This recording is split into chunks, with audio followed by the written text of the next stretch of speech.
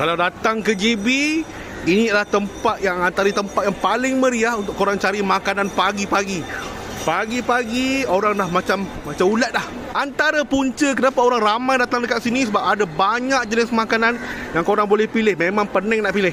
Sana tu ubi rebus, sini ada mi bandung, sana tu nasi ambeng, nasi dagang, itik panggang, mi celup, nasi kerabu, wantan mi, sampailah ke mi kari. Tapi dalam banyak-banyak ni ada satu benda korang kena try, nasi kandar akak ni. Yang ni datang lambat habis. Signature dekat sini, nasi kandar ayam ganja. Yang ni RM10.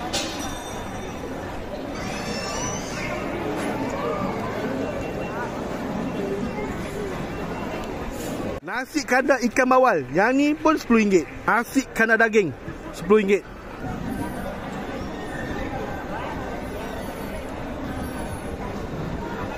Kat sini korang ambil lah lauk ayam ke, lauk ikan ke, lauk daging ke, harga dia tetap sama. Pilihan banyak, harga okey. Korang datang sini, Pasar Tani Kekal, Jalan Datin Halimah, JB.